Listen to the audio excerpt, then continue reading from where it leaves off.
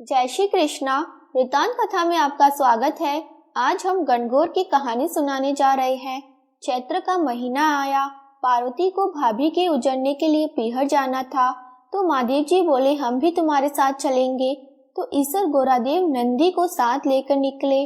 महादेव जी नंदी पर बैठे और पार्वती जी पैदल चलने लगी। तो लोग कहने लगे, देखो आदमी तो सवारी पर बैठा है और औरत को पैदल चला रहा है। महादेव जी उतरे, पार्वती को नंदी पर बैठाया।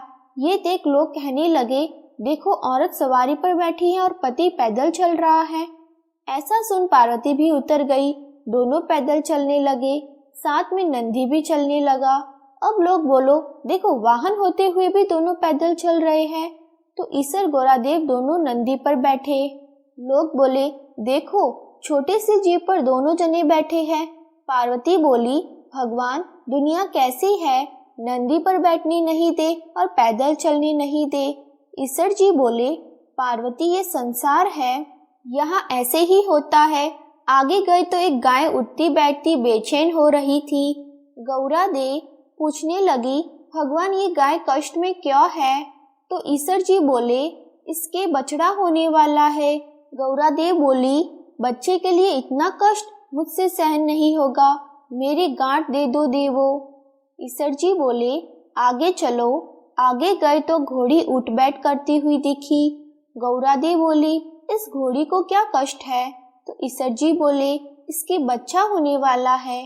गौरा दे बोले, मुझसे इतना कष्ट सहन नहीं होगा, मेरी गांठ दे देवो। ईश्वर जी बोले, आगे चलो। आगे गए तो राजा की नगरी में उदासी छाई थी। ढोल नगाड़े उल्टे थे। गौरा दी पूछने लगी, सब यहाँ उदास क्यों है? ईश्वर जी बोले, यह रानी के कवर होने वाला है। अब तो गौरा दे जी माने नहीं, बोले बच्चे के लिए इतना कष्ट हो तो मुझे बच्चा नहीं चाहिए, आप मेरे गांठ दे दो। ईश्वर जी को गांठ देनी पड़ी। ईश्वर जी ससुराल पहुँचे, पीपल के पेड़ के नीचे वास किया। गौरा दे पीहर में सहेलियों में मग्न हो गई। गणगौर नजदीक आई।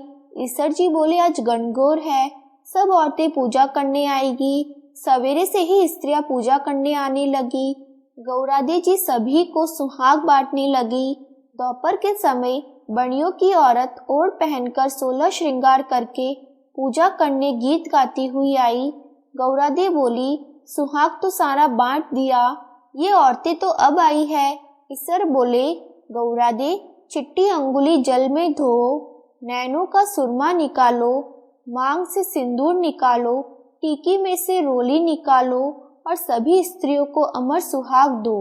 इस वक्त गौरादे जी की मांग का सिंदूर, चिट्टी अंगुली की मेहंदी, टीकी से रोली, आंखों का काजल लेके लोटे के जल में डालकर ज्वारे से सभी पूजा में आई कन्याओं व स्त्रियों के अमर सुहाग के चाटे देवे। गौरादे ने ईश्वर जी के कहे अनुसार सबको अमर सुहाग दिया। अब ईश्वर गौरादे जी घर आए। ईश्वर जी जिमने बैठे, जितना बनाया सब जिम गए। अब गौरादे जी जिमने बैठी तो माँ बोली, बेटी मैं थोड़ा और भोजन बनाती हूँ। तो बेटी बोली, माँ मैं तो बेटी हूँ, कुछ भी खा लूंगी।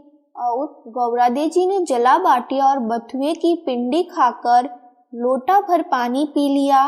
माँ ने सीख दी। वहां से निकलकर ईश्वर गौरादे जी पीपल के नीचे आए।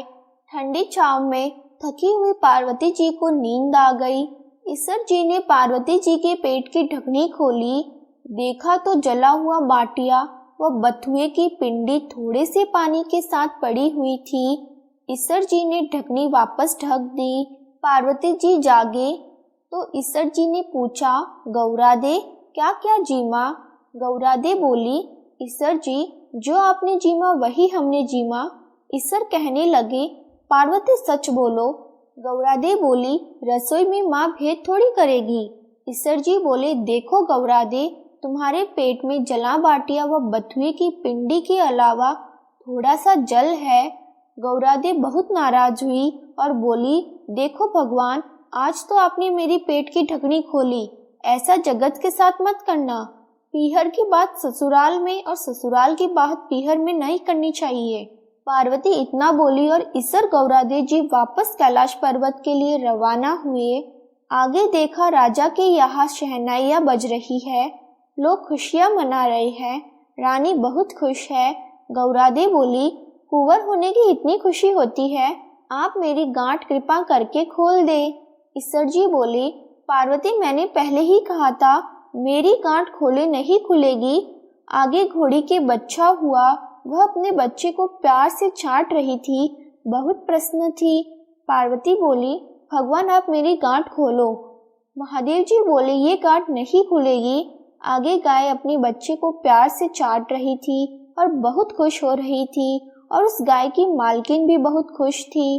पार्वती जी सोचे, जानवरों को बच्चों की इतनी उमंग है तो मानव की तो बात ही क्या है। और ईसर जी से बोली, भगवान मेरी गांठ खोलो, नहीं तो मैं आगे नहीं चलूंगी।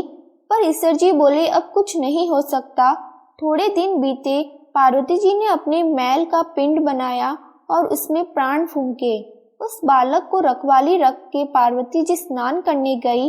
भगवान आए, बालक ने उनको अंदर नहीं जाने दिया, तो भगवान ने पूछा कि तू कौन है। बालक बोला, मैं पार्वती जी का पुत्र हूँ। भगवान सोचे, ये पुत्र कहाँ से आया, और त्रिशूल से उस बालक का गला काट दिया।